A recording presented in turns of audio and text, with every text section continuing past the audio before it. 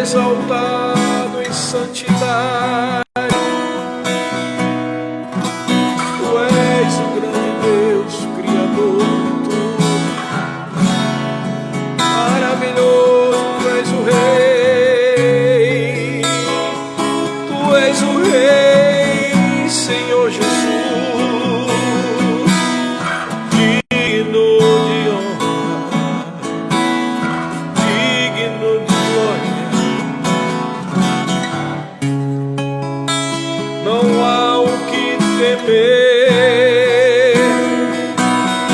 Pois tua vara e o teu cajado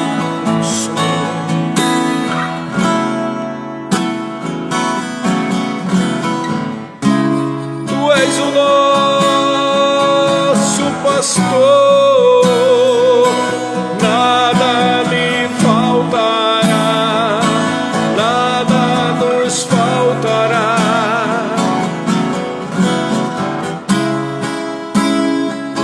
Faz deitar em pastos verdejantes e nos guia para junto das águas de descanso.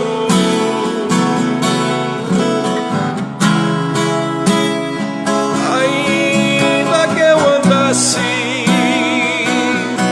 pelo vale da sombra da morte, eu não temeria mal algum. Preparas uma mesa de fartura e de bênçãos na presença dos nossos adversários. Oh Jesus, unge nossa cabeça com óleo, de maneira que o cálice transborda, o cálice transborda, o cálice transborda. Bondade e fidelidade sempre nos seguirão, e habitarei na casa do Senhor por toda a eternidade,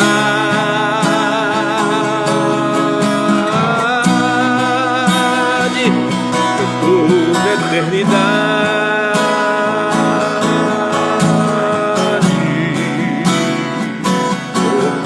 Eternidade,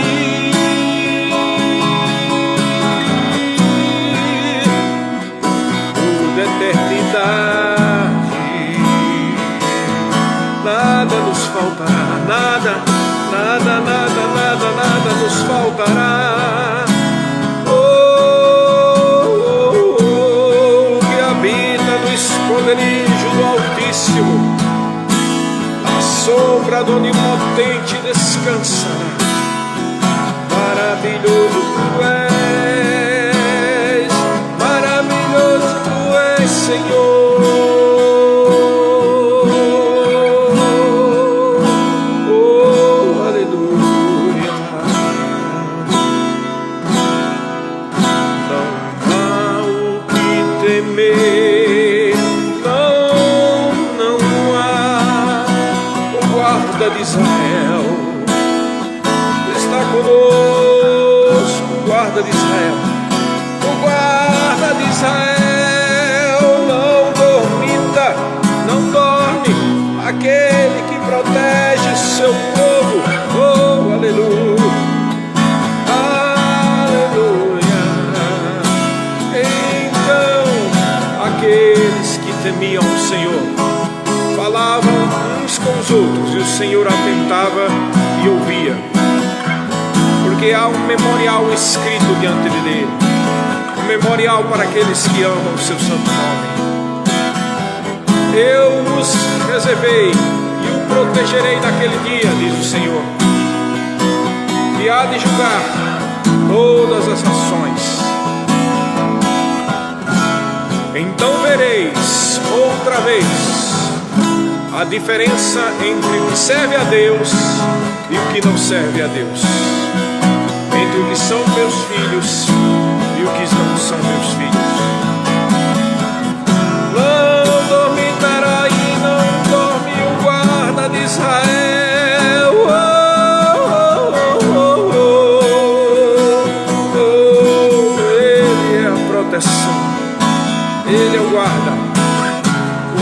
Shaddai. Oh, Rimana que peshamaramayas. Aleluia, aleluia, aleluia. Amém, irmãos. Mais uma vez aqui com os nossos salmos, né? E mais uma vez explicar para quem está começando a acompanhar a série agora, como são salmos, né? São louvores. Então nós sempre começamos com um louvor, de preferência de uma forma mais espontânea, para salmodiar ao Senhor, né? Amém? E hoje nós reservamos o dia de hoje, né, só para um salmo, por causa da extrema importância desse salmo. Toda a palavra de Deus é importante, toda a palavra de Deus é maravilhosa, não é verdade? E todos os salmos também são. Mas a importância do Salmo 23 não está só por causa da sua importância poética, né? Ele é um salmo extremamente poético, extremamente lindo. A simples menção de o Senhor é o meu pastor e nada me faltará, já faz nos lembrar de uma grande poesia, não é verdade? Porque a Bíblia, em grande parte, foi feita como poesia, né? A poesia que se faz a Deus, um louvor, uma exaltação. Principalmente os livros de salmos, os Terrilim, né? Que são salmos e louvores ao Senhor. E o Salmo 23, ele não só é assim carregado de poesia, como de extrema revelação, né? É um salmo que só tem 6 versículos, mas os 6 versículos estão cheios de revelação e de poder, né? Como nós dissemos nos salmos anteriores, acho que foi o Salmo 21 e 22, nós já adiantamos dizendo que o Salmo 21 e 22 estavam falando ali do sacrifício do Cordeiro, né? Do Filho de Deus, do Cristo vivo que veio, morreu e ressuscitou.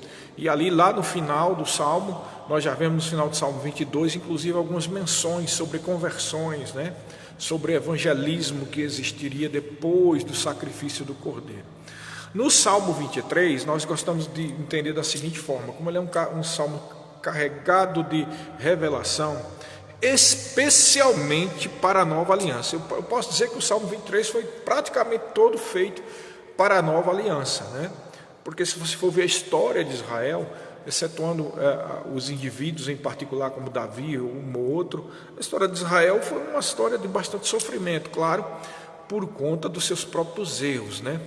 O que nos mostra também a importância da decisão. Essa teologia de destino ou predestinação não é correta, porque embora Deus conheça o nosso futuro, como ele está numa realidade atemporal, ou seja, ele não está submetido ao tempo, ele consegue ver o que vai acontecer e consegue ver o nosso futuro, mas ele não nos criou como marionetes ou como bichinhos de estimação, ele criou como filho de Deus. E como filhos de Deus, nós temos a natureza de Deus e temos o poder da decisão.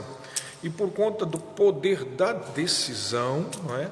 Israel, como nação, decidiu muitas vezes pelos ídolos e pela idolatria, pelo pecado, inclusive com as suas autoridades fazendo isso, e por conta disso muitas vezes Israel sofreu e padeceu. E faz-nos parecer, para quem não tem esse entendimento, se você vê segundo o ponto de vista do Velho Testamento, você verá que faz parecer que o Salmo 23 foi só uma linda poesia, porque realmente muitas vezes para o povo de Israel faltou alguma coisa, né? E aí o Salmo 23 diz: o Senhor é o meu pastor e nada me faltará. E também diz o Salmo 23, ainda que eu ande pelo vale da sombra da morte, não temerei mal algum. Muitas vezes Israel andou pelo vale da sombra da morte, e muitos temeram e muitos morreram, não é verdade? Mas isso nos mostra mais uma vez, repetindo o que nós falamos, o poder da decisão. Quando você decide viver uma vida de pecado, Deus respeita. Deus respeita porque Ele respeita a sua decisão. Ele não vai pegar você, né, pelo braço ou pelo pescoço e trazer você para a igreja. Ele simplesmente fala com amor, ele fala a palavra através do Espírito Santo, toca no seu coração, para que você viva uma vida de fidelidade. Isso tanto vale para o Velho Testamento como para o Novo, né? A diferença é que no Novo Testamento nós somos filhos de Deus e nós temos um relacionamento direto com a casa de Deus, com o trono dos céus, não é verdade? Mas voltando ao ponto, o Salmo 23, ele é sim um salmo extremamente profético, profundamente profético, né? Algo que de uma profundidade. Eu gosto sempre de dizer, às vezes assim nas pregações, né, que se você viveu o Salmo 23, praticamente você já viveu toda a Bíblia, não é verdade? Praticamente tudo, porque o Salmo 23 ele condensa, como dizemos ontem tivemos uma live com o Marquinhos, mas antes de ontem, né, quando tivemos a nossa live do Salmo 21 e 22, nós dissemos que o Salmo 23 condensa, é uma condensação de toda a realidade da nova criação, ou seja, é uma condensação do que você tem direito, o que você é em Cristo Jesus e o que nós somos como igreja, não é verdade? O próprio Senhor Jesus deixou claro isso quando antes dele sacrificar-se por nós, ele disse: eu sou o bom pastor, e todos os que vieram antes de mim eram salteadores, eu sou o bom pastor, e as ovelhas conhecem a minha voz. Então, claramente, o Salmo 23 é uma conexão com aquilo que Jesus Cristo disse: ele é o bom pastor, e porque ele é o bom pastor, ele guia as ovelhas. O Salmo 23 é muito mais uma revelação para a nova aliança do que algo localizado na época de Davi, embora Davi também possa dizer isso a respeito dele, do relacionamento que ele tinha com Deus. Amém? Então vamos ler o Salmo 23, esse salmo repleto de revelação, não é verdade? E é um salmo poderoso, que eu gosto muito, porque é como disse, irmão, se ele reflete toda a realidade da nova criação, então é um salmo que por si só você pode viver a sua vida em cima desse salmo. Salmo 23, né? Só esperar aqui que eu estou com um tablet e está abrindo ainda aqui. Amém? Então, aqui o Salmo 23, tá? Diz o seguinte, Salmo 23, vamos mastigar e esmiuçar cada um dos versículos, tá bom? Vamos ver isso bem direitinho, tá bom? Então, Salmo 23, versículo 1, diz assim: o Senhor é o meu pastor e nada me faltará. Ele me faz repousar em pastos verdejantes e leva-me para junto das águas de descanso. Refrigera-me a alma e guia-me pelas veredas da justiça, por amor do seu nome. Ainda que eu andasse pelo vale da sombra da morte, eu não temeria mal nenhum, porque tu estás comigo. O tua vara ou o teu bordão e o teu cajado me consolam. Prepara-me uma mesa na presença dos meus adversários. Unge-me a cabeça com óleo e o meu cálice transborda. Bondade e misericórdia certamente me seguirão todos os dias da minha vida, e habitarei na casa do Senhor para todos sempre. Irmãos, presta bem atenção, vamos mastigar esses versículos, e eu quero que você se coloque nesse lugar, onde nós vamos falar aqui os versículos. Por quê? Porque esse salmo é uma revelação da sua realidade. Se você nasceu de novo, se você se converteu ao Senhor, fez de Jesus Senhor e Salvador da sua vida, você é filho de Deus, você pode ter absoluta certeza que isso aqui é para você.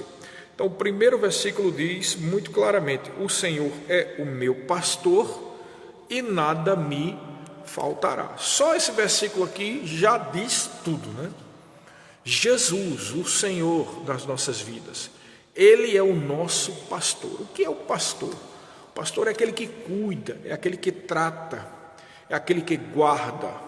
O pastor jamais abandona as suas ovelhas. Lá no final do Evangelho de Mateus, nós vemos que Jesus Cristo disse que estaria conosco todos os dias até a consumação dos séculos. Porque Ele prometeu e Ele cumpre isso. Porque Ele é o pastor, irmão. Ele está conosco. No meio dessa situação que o mundo está vivendo, os filhos de Deus podem ter absoluta certeza que Jesus está conosco. Ele está sempre conosco, Ele nunca nos abandonou, irmãos. E não é uma frase de efeito, isso é algo categórico, provado, comprovado nas Escrituras. Se existe essa também, isso sim é uma frase de efeito, né? Claro que existe. Mas se existe a verdade da palavra, você pode ter absoluta certeza, como a palavra é a verdade, que Ele é o teu pastor. E se Ele é teu pastor, Ele vai cuidar de tudo de você. Ele vai te consolar, Ele vai te proteger, Ele vai te guardar. O fato de Jesus ser o nosso pastor nos garante não só provisão, como proteção, libertação, direção, salvação.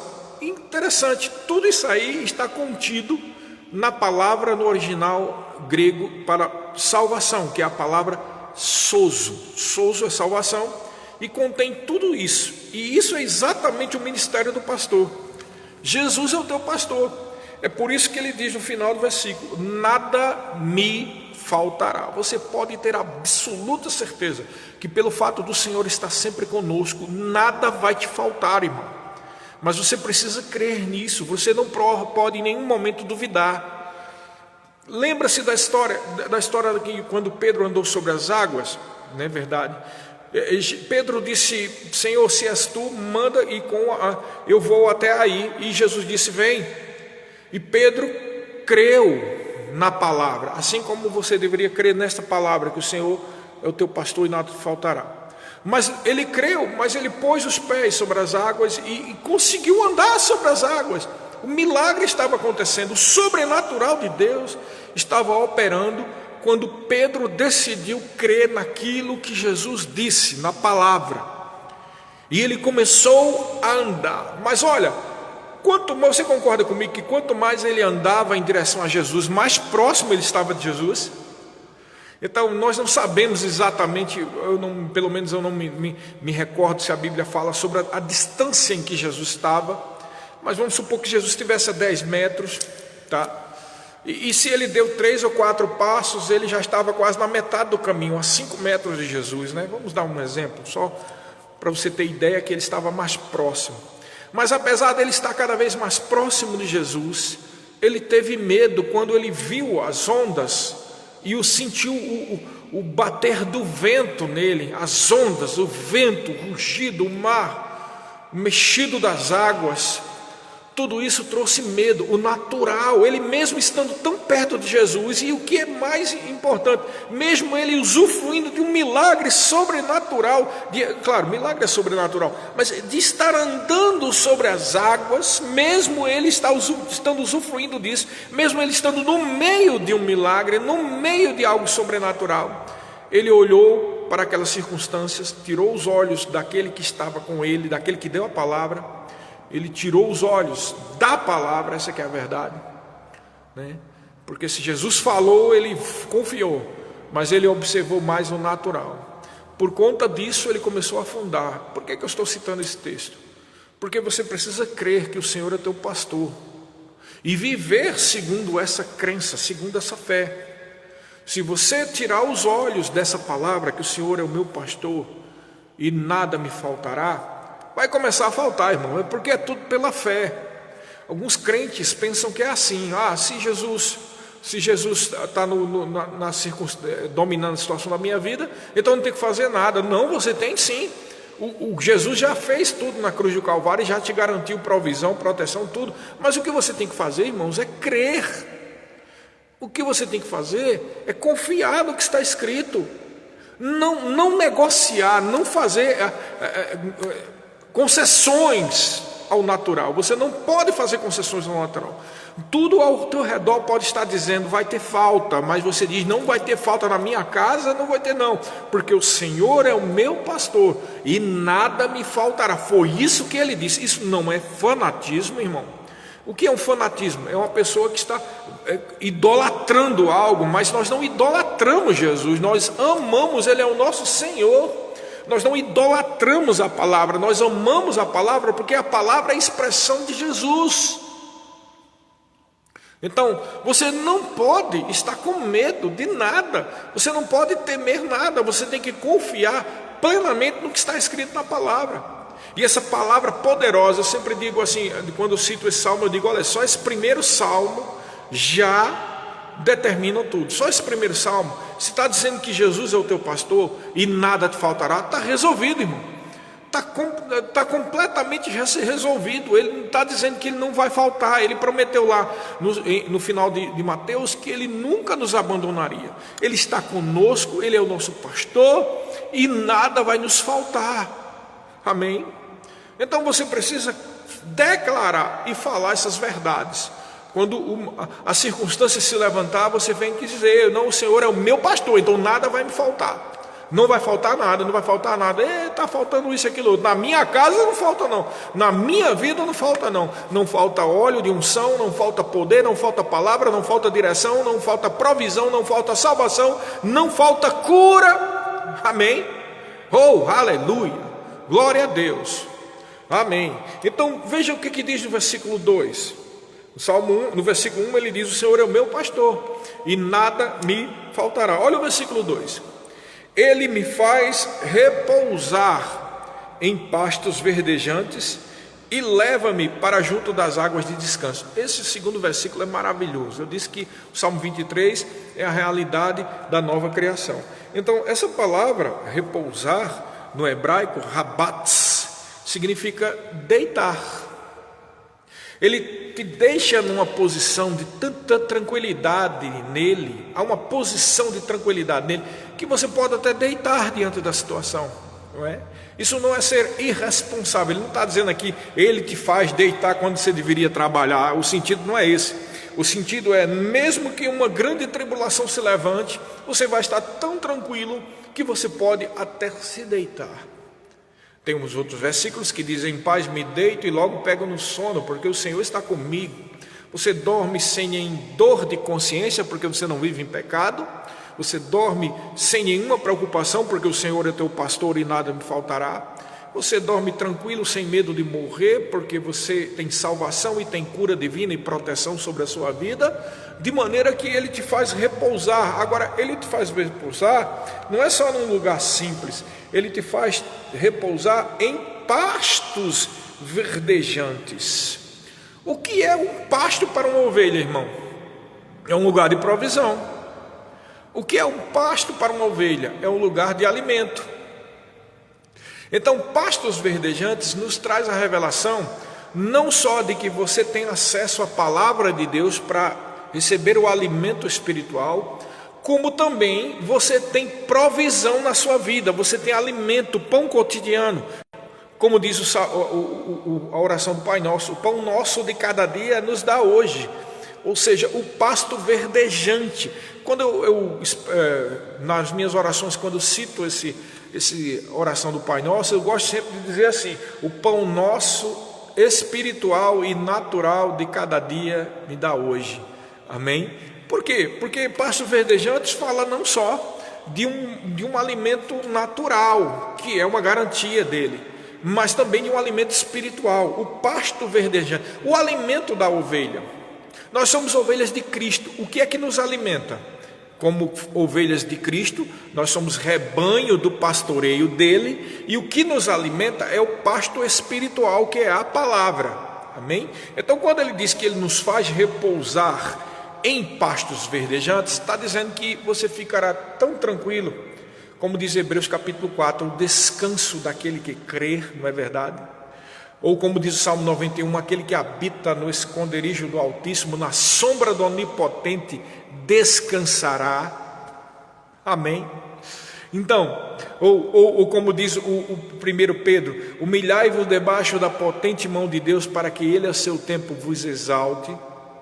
Ou como diz em Filipenses capítulo 4, sejam conhecidas diante de Deus todas as vossas petições com ações de graça e súplicas, e a paz de Deus, que excede todo entendimento, guardará os vossos corações e as vossas almas. Ele está falando aqui do descanso, ele está falando aqui de repousar em pastos verdejantes. Você consegue ver? Olha o que eu estou citando aqui. Você está percebendo que esse Salmo 23 ele é realmente ele é um conciso, um aglutinado, ou um resumo, melhor dizendo, das realidades que você tem em Cristo, pelo fato de você ter nascido de novo.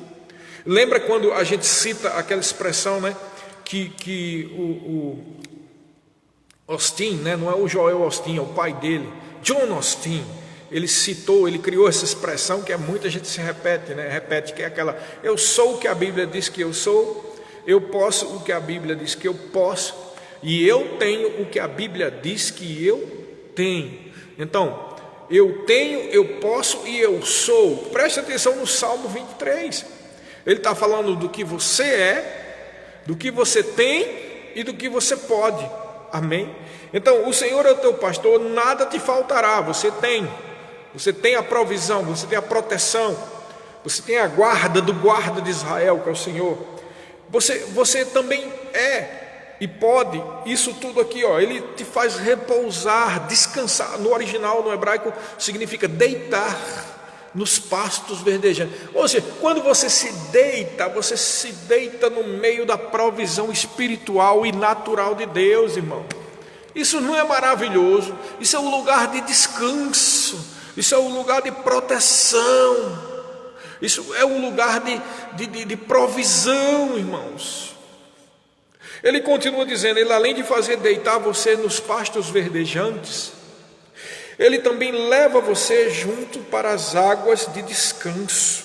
Mais uma vez a palavra descanso aqui, só que é uma outra palavra no hebraico, né? Ele agora coloca a palavra menuhar, que significa um lugar de descanso e de sossego. Agora é interessante que o lugar de descanso e de sossego está junto de quê? Das águas, irmãos. O que águas fala na Bíblia? Águas fala de duas coisas. A primeira revelação de águas são as águas do Espírito. Então, no fluir do Espírito há descanso e provisão. Há uma segunda revelação de águas, né, que também está na Bíblia, mas em menos proporção do que o simbolismo de Espírito, mas também as águas é uma simbologia da palavra. Paulo cita isso, que é um lavar regenerador da palavra, não é isso? Um lavar restaurador, renovador. Então a palavra, ela limpa. Jesus também falou isso, vós já estáis limpos por causa da palavra que eu vos tenho pregado. Ele falou isso. Então a palavra também tem o poder de lavar, é como a água. Então quando fala de águas na palavra, fala do Espírito e da palavra. Olha que coisa linda. Ele está dizendo que além de fazer você deitar nos pastos da provisão espiritual e natural, ele leva você junto à possibilidade de beber das águas da vida, da água da vida, da água do Espírito, da água da palavra. Eu posso falar de mim. Estou ministrando aqui para você, porque o Senhor me alimenta com as águas do Espírito e da palavra. Mas não é porque você é pastor e eu vou te dar esse dom. É claro que existem os dons ministeriais, isso é verdade, né? Mas a possibilidade de ser ministrado pelo Senhor e de ter acesso à sua palavra é dado a todo aquele que crê, a mim, a você e a qualquer um que se dispuser a crer nessas verdades, irmãos. Quem crer no que está escrito aqui no Salmo 23, vive uma vida de bênçãos, de alegria, de descanso, de provisão, de proteção. Então olha que lindo esse versículo 2, ele te faz deitar nos pastos da provisão espiritual e natural, e leva você junto às águas do Espírito, as águas da palavra, que faz você andar no lugar de descanso, ou morar no esconderijo do Altíssimo, na sombra do Onipotente, ele te faz descansar. Eu quero deixar isso bem claro. O lugar em Deus é um lugar de descanso, de proteção, mas também de provisão e de sucesso. Lembra do Salmo 1, o primeiro salmo que nós inauguramos essa série? Aquele que medita na lei do Senhor de dia e de noite é como uma árvore plantada junto a ribeiros de águas, cujo fruto dá no devido tempo e as folhas não murcham. Tudo que essa pessoa faz, prospera. Não é isso aqui? Tudo que a pessoa que medita na lei do Senhor faz, prospera, porque ela está junto a águas de descanso.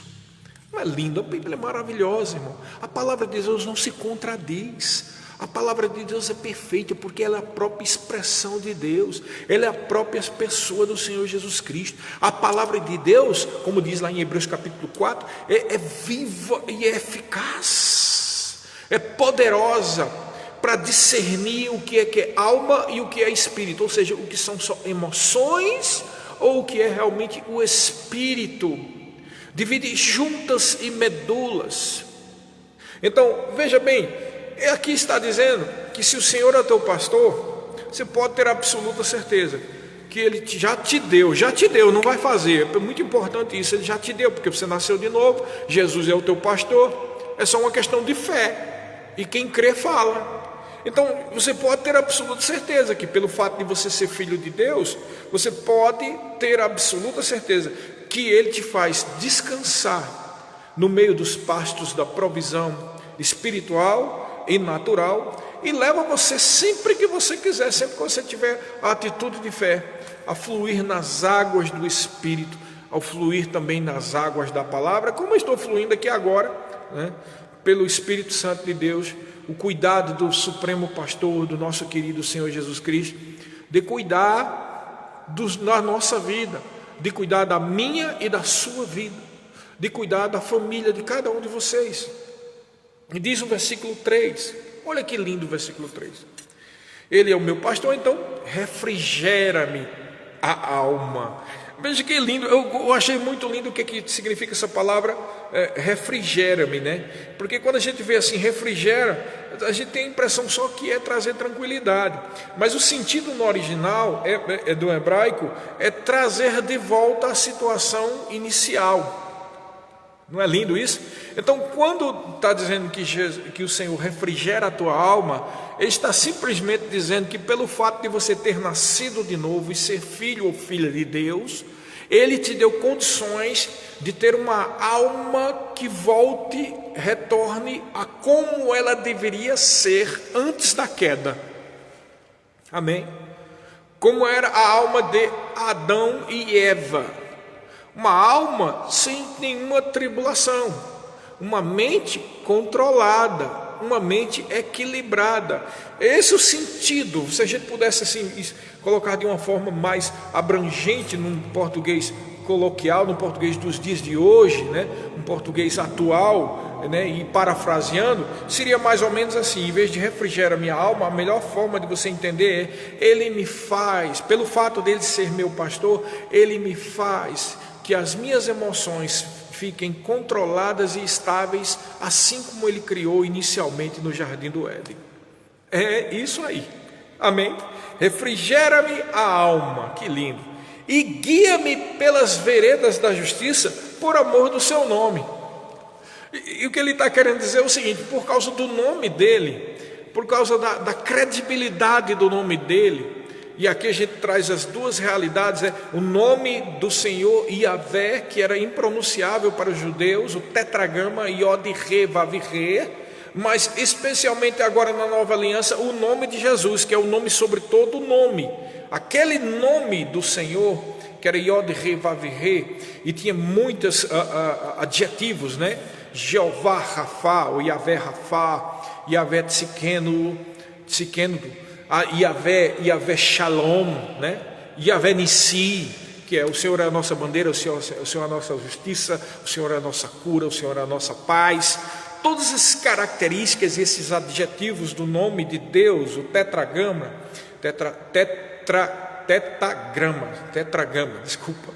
todas as características do nome de Deus estão agora inseridas no nome de Jesus.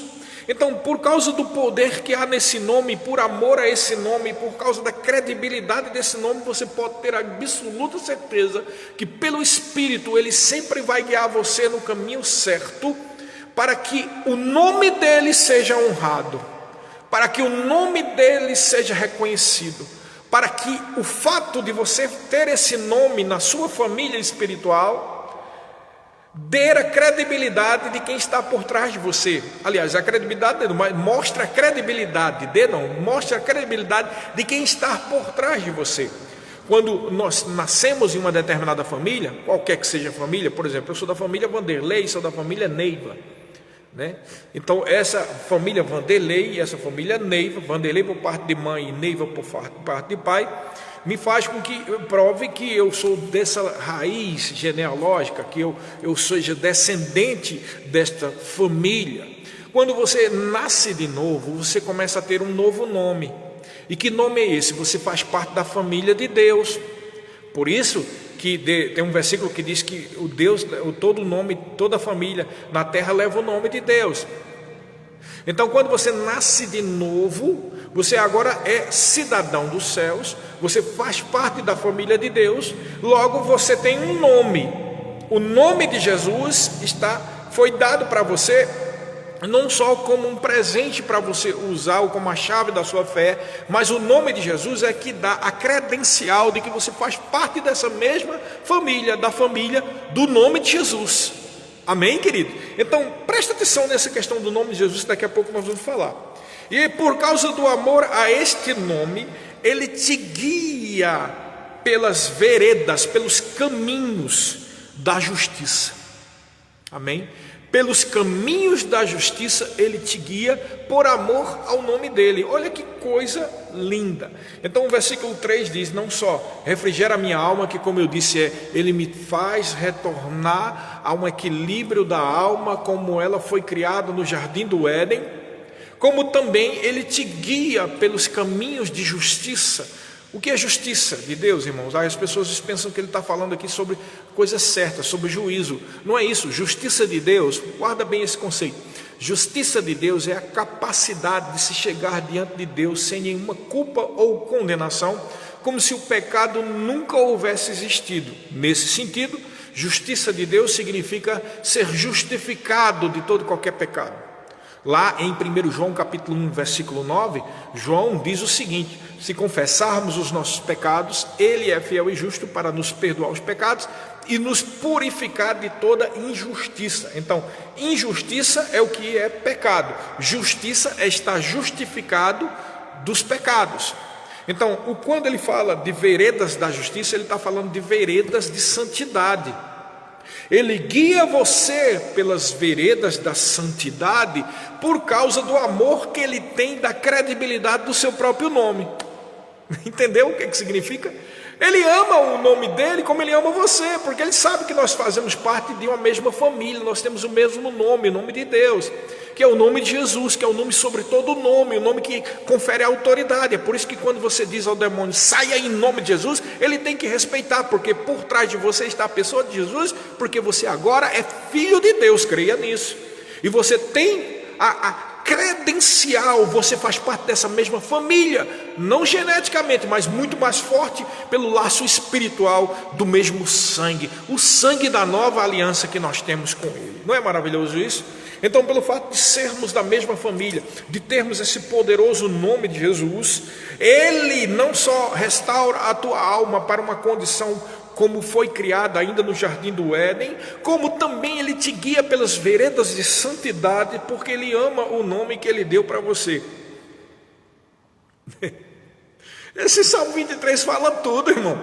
Fala tudo e mais um pouco. Se você ficar meditando, você vai passar uns 3 dias meditando no Salmo 23, como ele é maravilhoso e poderoso.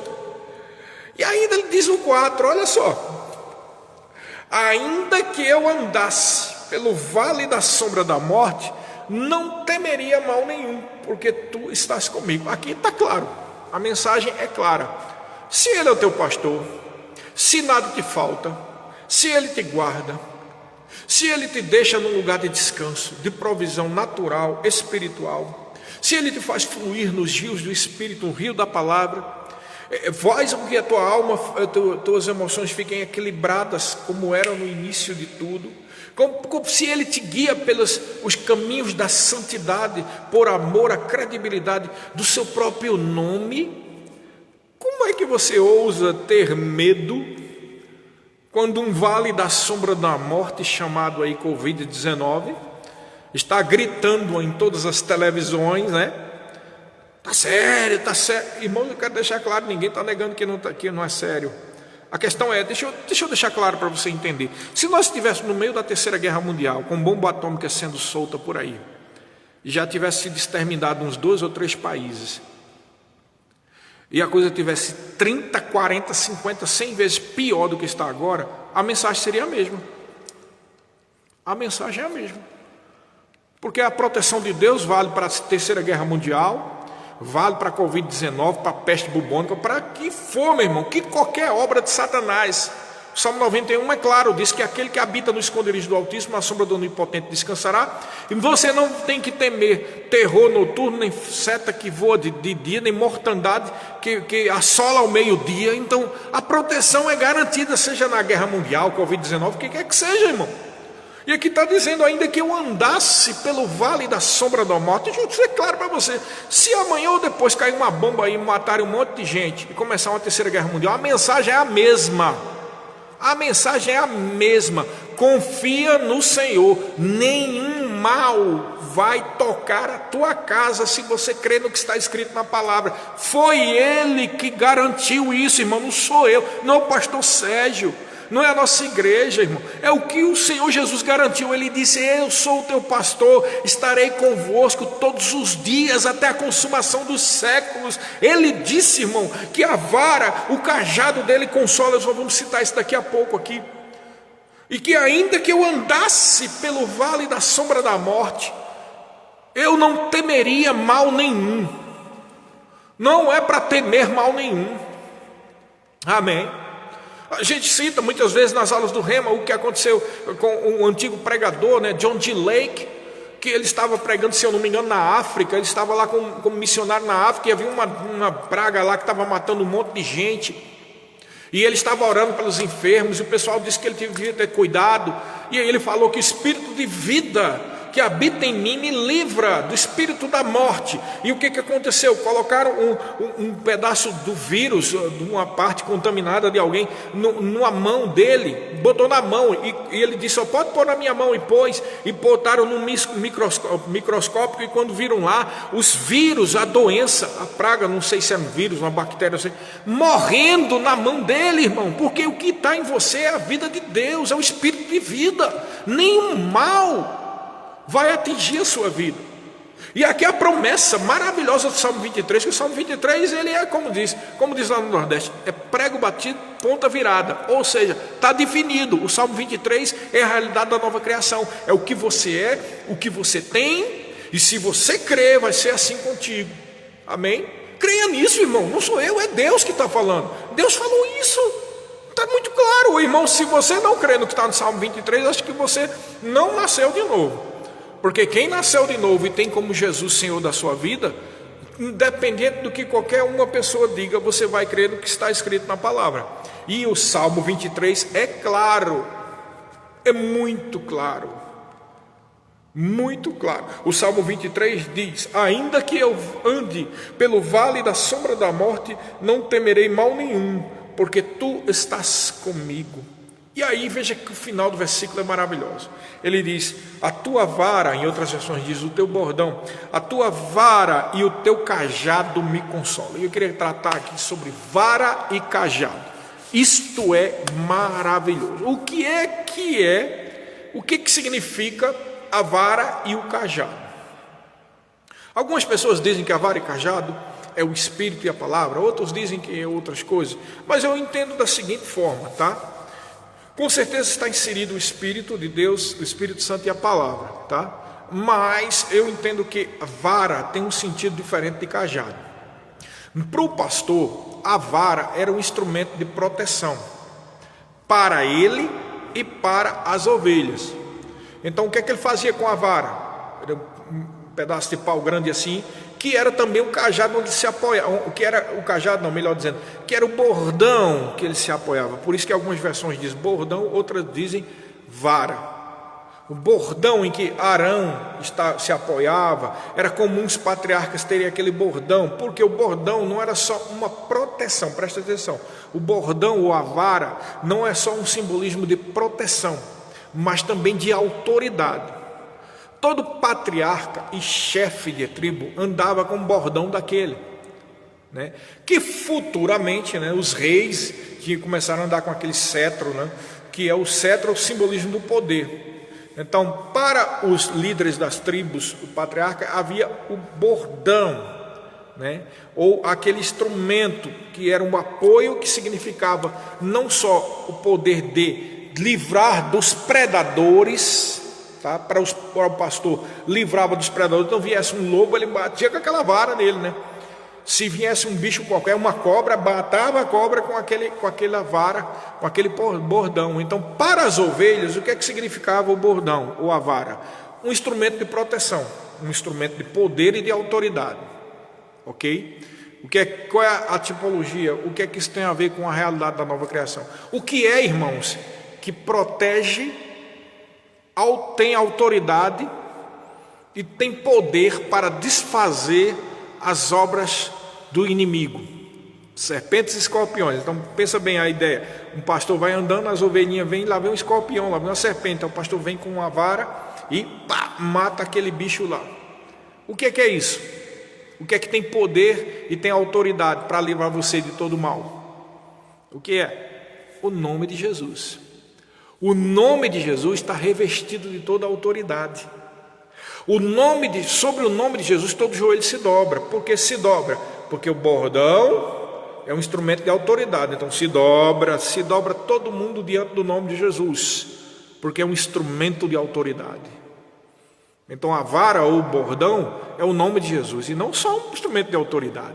Ai do demônio que for contra o nome de Jesus. Ai da doença que querer batalhar contra o nome de Jesus. Agora pensa bem, se eu não sou um rei, vamos supor, eu fosse uma pessoa qualquer e estivesse andando com aquele bordão e te encontrasse outras pessoas naquela época, e eu não tivesse noção nenhuma, para mim era só um pedaço de pau qualquer, ninguém ia me respeitar. Mas como eu sabia quem eu sou, sei quem eu sou e ando com aquele bordão, eles me respeitam, porque por trás de mim está todo um nome, está toda uma família, está toda uma tribo. Então como aquela tribo me respeita como líder daquela tribo, aquele bordão é o instrumento da autoridade que eu tenho. Isso nos traz a revelação com você. Se você não tem medo, se você não sabe o que é a autoridade do nome de Jesus, você diz, sai demônio em nome de Jesus. O demônio não sai não, irmão. Você tem que andar, você tem que ter consciência da autoridade que você tem. Você tem que ter consciência do poder que há no nome de Jesus. O nome de Jesus é a vara e é o bordão de Deus que confere àquele que o tem autoridade, poder e representatividade. Quando você anda com aquele bordão, você representa aquela tribo, a tribo de Deus, vamos dizer assim. Quando você sabe o que representa aquele bordão, você sabe o poder e a autoridade que há no nome de Jesus. Efésios capítulo 1, quando Paulo faz aquela oração para que eles tivessem a revelação do que era o que eles tinham, ele diz assim, em determinado momento ele ora para que eles tenham a revelação de que eles entendessem qual era a suprema grandeza do poder, o mesmo poder que operou em Cristo, ressuscitando dentre os mortos e fazendo assentar à direita. Veja que ele está falando de autoridade, não só de poder, mas de autoridade. É uma representatividade do bordão. Assentar à direita de Deus, e lhe deu um nome sobre todo nome, e deu isso tudo para a igreja, que é a plenitude de todo aquele que enche todas as coisas. Ele deu o que à igreja? O bordão. Ele deu o que à igreja? O nome e o poder que está por trás do nome. Ele deu o que à igreja? Deu o nome e a autoridade que está por trás do nome. Eu não disse a você que o Salmo 23 é poderoso e que ele representa. Eu disse, o Salmo 23 é um resumo da realidade da nova criação. E aqui diz que não só a vara, que é o bordão, que é o nome de Jesus, com poder e autoridade, que representa um poder para livrar dos predadores, dos demônios, das doenças, da miséria e de tudo que não presta, que está aqui nesse mundo. Para a gente andar nesse mundo, irmãos, a gente tem que andar com o bordão de Deus. A gente tem que andar com a vara de Deus, que é o quê? O nome de Jesus. Não é para bater, a vara é para proteger. Amém? Então ele diz o quê? A tua vara e o teu cajado me consolam. Então o que é o cajado? A vara é o nome de Jesus, né? Resumidamente assim, é o nome de Jesus e o poder e a autoridade que está nesse nome. Então a vara é o nome de Jesus, que tem poder e autoridade. E o que é o cajado? o cajado, o pastor usava o cajado, é aquele que você vê às vezes naqueles cartãozinhos de Natal, né? Pastor com aquele negocinho, aquela vara que tem uma coisinha redonda ali é o cajado do pastor. E por que tinha aquela coisinha redonda que eles faziam? Era para tirar a ovelha quando ela caísse no buraco. Então, a vara, ela tem a função de proteger contra predadores, mas o cajado tem a função de retirar a ovelha de um buraco. O cajado tem a função de libertar a ovelha. O cajado tem a função de tirar a ovelha de um poço de lama de perdição. Então, o que é o cajado? É o Espírito e a palavra. O que é que a palavra faz? Restaura a tua alma. O que é que a palavra faz? Liberta você. O que é que a palavra faz? Renova a tua mente. O que é que a palavra faz? Te dá equilíbrio, estabilidade. Te tira você de um poço de lama e de perdição. O que é que o Espírito faz? Guia você. O que é que o Espírito faz? Enche você. Tira você de uma situação de marasmo, de tristeza, e faz você ficar cheio da alegria de Deus e da vida. O que é que o Espírito faz? Ele faz você mover-se nos dons. O que é que o Espírito faz? Ele é o teu amigo, ele te ajuda. É exatamente a função do cajado. O cajado é a palavra ou o Espírito. Você pode estar perguntando, mas pastor, eu pensei que a palavra era uma coisa e o Espírito outra. Deixa eu dizer uma coisa para você, a palavra nunca vai estar desconectada do Espírito. Amém? Porque se você fica só com a palavra, você pode se tornar um crente intelectual, que sabe tudo de Gênesis, Apocalipse, mas não vive nada, né? Se você ficar só com o Espírito e não com a palavra, você corre o risco de se tornar um crente desequilibrado, emocional. Por quê? Porque o Espírito é uma bênção, irmãos. Mas se você ficar longe da palavra, como você tem uma mente que não foi renovada pela palavra, pode ser que naqueles mover do Espírito você comece a achar coisas, pensar coisas, determinar coisas sobre a sua vida que são desequilibradas, irracionais, místicas. Então, quando você corre só para o Espírito, você se torna um crente místico. Quando você corre só para a palavra, você se torna um crente intelectualizado, frio. Então, a palavra não pode estar desvinculada do Espírito, assim como o cajado representa a palavra e o Espírito junto, porque é a palavra e o Espírito que tira você de um determinado buraco ou de uma determinada situação. Amém? Então vamos lá, talvez não dê tempo para a gente ver tudo, né? 5, prepara-me uma mesa na presença dos meus adversários, unge-me a cabeça com óleo e o meu cálice transborda. Então o que é prepara a mesa? A mesa aqui, irmãos, é a mesa da provisão.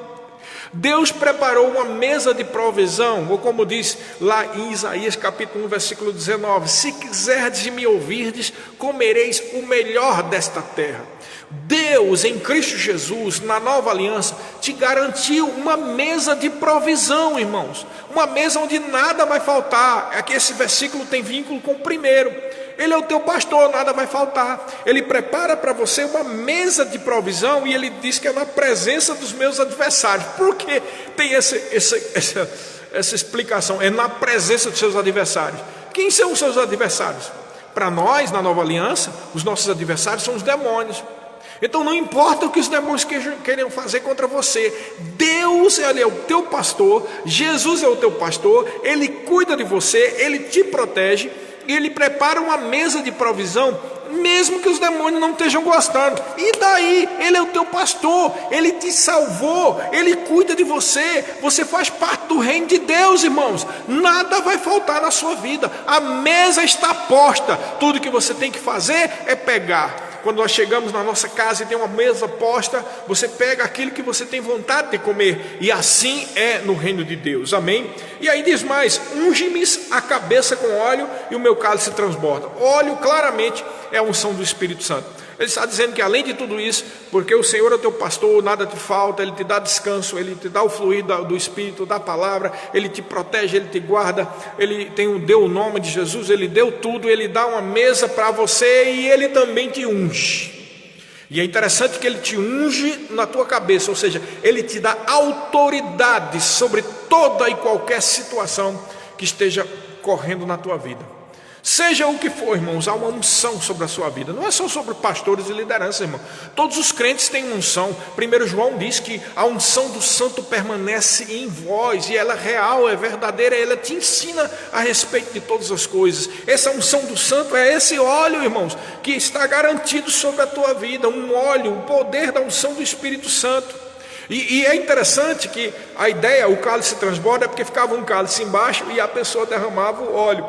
Então ele está dizendo que é tanta abundância de unção, tanta abundância de poder, que chega ao ponto de transbordar o cálice, irmãos. Então há poder de Deus para tudo. Há poder para pregar, há poder para evangelizar, há poder para viver uma vida de alegria, há poder para viver uma vida de provisão, há poder para fazer tudo. É só uma questão de fé, irmãos. Sem fé é impossível agradar a Deus. E como disse Paulo, eu creio, por isso é que falei. Então, o que significa isso? Quem crê, fala, irmãos. Nós estamos ministrando o Salmo 23 para que você aprenda a falar essas verdades, porque elas foram dadas a você. O Salmo 23 é uma representatividade e um resumo das realidades que nós temos na nova criação em Cristo Jesus. O último versículo, para poder dar tempo, né? Bondade e misericórdia certamente me seguirão todos os dias da minha vida, e habitarei na casa do Senhor para todo sempre. Duas coisas aqui: bondade e misericórdia. Não tem que ter medo de nada. A bondade de Deus está seguindo você. Amém? Você não tem que seguir Deus, tenha misericórdia de mim. Ele já teve. Ele deu o seu filho, porque Deus amou o mundo de tal maneira que deu o seu filho unigênito, para que todo aquele que nele crê não pereça, mas tenha a vida eterna. A vida eterna não é só para morar nos céus, é uma vida que já começa aqui, porque bondade e misericórdia me seguirão e seguirão a sua vida, irmãos. Você vai ter misericórdia, você vai plantar misericórdia, você vai receber misericórdia. Deus teve misericórdia da sua vida. Deus tem bondade. Bondade faz parte do fruto do Espírito. A bondade está dentro de você. Pela fé você pode agir em bondade, você pode semear bondade, e bondade retornará para você, porque bondade e misericórdia certamente me seguirão todos os dias da minha vida. Nunca vai faltar óleo na sua cabeça, nunca vai faltar provisão na sua mesa, nunca vai faltar proteção, nunca vai faltar cura, nunca vai faltar poder que há no nome de Jesus, nunca vai faltar direção, nunca vai faltar descanso. Veja, são as realidades da nova criação, irmãos, que foram dadas através de Jesus Cristo. E o final é: habitarei na casa do Senhor para todo sempre. Começa hoje. Eu já habito na casa de Deus hoje. Você nasceu de novo, você já habita na casa do Senhor, você já habita com o Senhor. O Senhor está contigo, o Senhor não abandonou. Para onde você vai, Deus vai junto. Você vai na rua, Deus está junto com você. Você vai para o trabalho, Deus está junto. Você vai para a universidade, Deus está junto com você. Você vem para a igreja, Deus está junto. Você está na sua casa, Deus está junto. Você vai dormir, Deus está junto com você. Você habita na presença de Deus, você é cidadão dos céus, você é embaixador e representante disso. Você habita na casa do Senhor todos os dias, e também habitará eternamente, porque no dia em que a trombeta tocar e nós formos arrebatados, estaremos não só espiritualmente e mentalmente com o Senhor, mas também corporalmente com os nossos corpos ressuscitados. E como diz a Bíblia, para sempre estaremos com o Senhor, e não vamos mais nos largar de perto de Jesus. E depois nós vamos estar morando na Nova Jerusalém, que vai descer do céu por toda a eternidade. Então essa Salmo 23 está garantindo uma realidade em Cristo. Você hoje habita com o Senhor para todo sempre, e vai continuar habitando até o dia do arrebatamento, e depois lá no futuro, no estado eterno, na Nova Jerusalém que desce no céu. Agora me diga, meu irmão, esse Salmo 23 é maravilhoso. Esse Salmo 23 é poderoso. Se você não tivesse mais Bíblia nenhuma, se o diabo fizesse um jeito que não vai fazer, que você não tivesse acesso a nada da palavra, só o Salmo 23, meu irmão, só o Salmo 23 já fala de tudo que você tem direito. E glória a Deus que nós não temos só o Salmo 23, temos a Bíblia toda, a maravilhosa palavra do Senhor. Está terminando, espero com certeza, e espero que tenha sido uma grande bênção para você, como foi para mim. Em nome de Jesus, pratica isso e confessa com a tua boca o Salmo 23.